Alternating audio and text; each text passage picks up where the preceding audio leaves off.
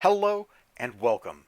I'm your host, and we are going to talk about some stuff that has been rattling around in my head a whole lot. And it kind of came to like a boil today when I watched John Wick 4 for the second time, and it really just kind of impressed on me some of the things I've been thinking about.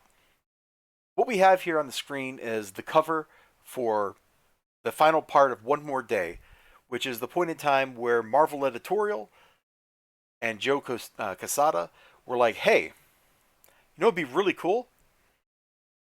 What if we took all these decades of Spider Man stuff and threw a lot of it out, but then kept other stuff anyway? And we got rid of his marriage to Mary Jane, something that had been, like his relationship with her, had been the staple, the driving force of the books for about 20 years at that point. Now, I'm not saying heroes shouldn't have difficult things that they need to overcome, but he had spent decades, literally, growing up, maturing as a person in the comic books until he finally got a rock solid relationship with somebody. Somebody who understood him, somebody who loved him, somebody he understood, somebody he loved. They fit well together, hand in glove.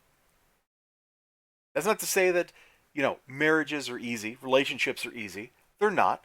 Go read Renew Your Vows. Those two characters in that series got up to some shenanigans, had some relationship problems, had kid, and had to deal with the fallout and the consequences of that in the crazy superpowered life that Peter Parker lived.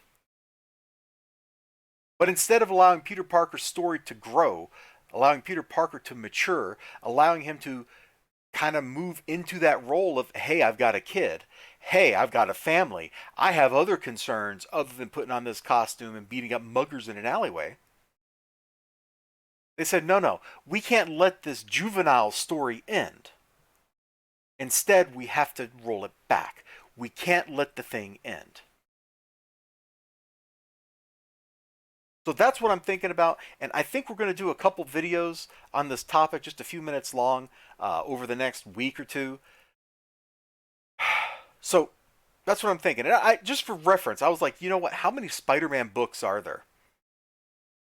Now, I'm not sure, like exactly if there really are 18,000 Spider-Man comics or 18,000 comics that Spider-Man is in, because there's all the translated Spider-Man stuff, right? Which mostly is reprints translated into whatever language from the original Marvel material.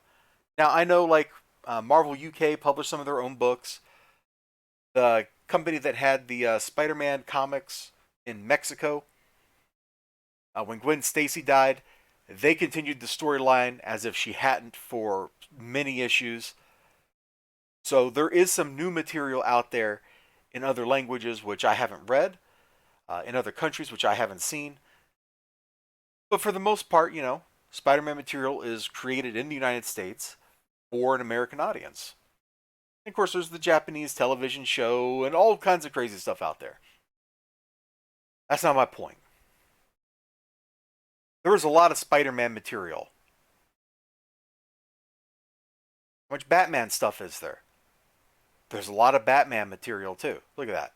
22,000 issues, 116,000 stories. I don't know what that means in reality, but those are big numbers. If I was to come in here and look up something like not nearly as popular, like, I don't know, what's a not popular character from a major comic book publisher, like Rocket Raccoon? I mean, he's popular, but he's not in a lot of books. He's probably only got a couple hundred. We're not going to do that search right now. We might do that search another day. It's okay for stories to end. I was really struck at the end of John Wick 4. I know they set it all up so it looked like there would be a sequel, and apparently there's not just a sequel coming, there's also a spin off, plus there's a TV show. It's absolutely wild. But it ended. And it ended well. A little ambiguity in the ending to let you, the viewer, think about your thoughts. Other things that kind of contributed to this direction my mind has been in have been my experiences playing video games lately, too. I played Star Trek Infinite a couple weekends ago. A viewer bought it for me, and I'm like, okay, I'll give this a try. It's apparently based on Stellaris, which I guess I shouldn't have been surprised about because that's Paradox's space game. And while I don't know that I found it to be great, a lot of this game felt kind of half baked. It also was a complete experience. The game did not go out there and say, hey, in 3 months, we're going to completely overhaul how the game plays, which is a complaint I have about Europa Universalis. I don't even know how many DLCs behind I am in this game at this point, because I haven't bought a DLC in like a year or year and a half. They put out a new major DLC every 3 months so they can keep extracting $20 out of you month after month after month. Instead of putting out like the definitive edition, this is EU4, we're done with the game. Most of my favorite times playing Europa Universalis 3 came out after the fifth and final DLC came out for it. It's got some problems, but I had a blast playing it for a long time. The completed experience. It was done. It was over with. Cyberpunk just put out a DLC, and it's the last DLC. So if you play this game right now, you're probably going to get something pretty close to whatever the definitive experience would be for Cyberpunk. I think they got some crazy buggy stuff to fix. Like, no lies on that front. No lie detected there. But just kind of like the experience of Cyberpunk 2077, the big stuff should all pretty much be the same. They did a major overhaul of the mechanics. But one thing that the DLC didn't do is it didn't really change the main thrust of the game. The main plot line is still there. You can still go experience it. All this is really changing is like the side material, which you're seeing a lot of here because this trailer is apparently all set in Dogtown, which is a really cool locale. And they're not going to revisit this. So what I'm saying is like it would have been fine if, somebody played the death card on Spider-Man and he went into a whole new era. He went on to experience new things. You can always create additional characters, and comic book companies always are. They're always trying to find who's going to be the next hit, what's going to be the next hit. You could have retired Spider-Man and brought up new young heroes that presumably the audience you're seeking, young people, would be into. Because that was the purported reason why they got rid of the relationship with Mary Jane, is because young people couldn't relate to it. Dude, bro was like married when I was 10, and I was super into every page of this stuff when I was a kid. I got it, man. I didn't feel alienated because Peter Parker was not just like me. I identify with him because he's this guy who's having to work hard. He's masking his fear. He's kind of funny. He's charming. He hits real life stuff.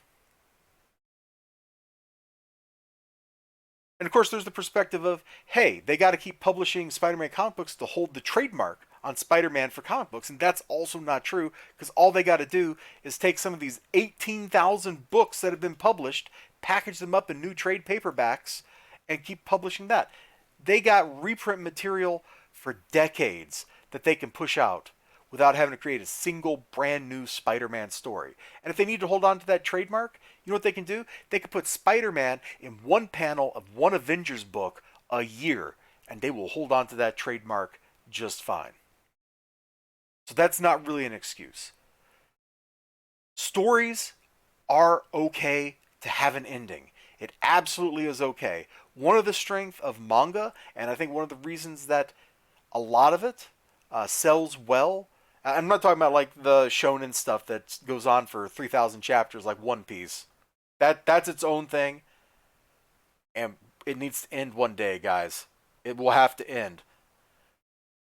But a lot of manga stories and a lot of like comic book miniseries, like here, we're gonna flip over here to my poorly lit thing, like Coda. The first volume of Coda was a complete story in and of itself, and this is the second volume. It's going to be a complete story in and of itself. I'm sure that this White Knight Presents stuff is going to be like each volume of that has been a complete story. They pick up and they tell stuff. I don't know that we needed Dune sequels or prequels or any of that stuff, but we got them, and they tell a complete story. There's really no more story left to tell in Dune after all these extra books. This miniseries is going to be a complete story. Like it's going to get done. They're going to be done with it. They probably won't revisit it unless like another Legendary Pictures Godzilla movie comes out. In which case they will find a reason to drag Superman vs. Godzilla back into comic books. It's okay for stuff to end. It's okay for there to be this is the definitive story. We're done with it. A lot of manga does that. They last, a 3 year run or something, get collected into like 10 volumes. Boom, it's completed. The story is told. You can read it and you can enjoy it, and then it's done. When I got done watching John Wick 4, I'm like, man, that movie was exhausting. I think I've like hit peak John Wick. Is that a thing? Peak John Wick? It is now. I know they're making more stuff. I knew they would as soon as I saw that ending, the little post credit bit. But gosh, John Wick Chapter 4 felt like a great ending point. And if they had went out there, they would have ended that series on maybe the highest possible note you could have ended a series on. Because it's hard to see how whatever they're creating, like that ballerina spinoff, how that's going to stack up and hold up against the material, the body of work that they've already produced. John Wick 3, I thought, was kind of a step down. It almost felt like a parody of John Wick 2. But then John Wick 4 happened and blew my mind. All right, these are kind of rambly thoughts. I'm going to try to collect and collate this stuff a little bit better, and maybe we'll talk about this some more in the near future. You all take care of yourselves. You have a great day, a great night, a great whatever you got going on, and I'll talk to you soon. Bye bye.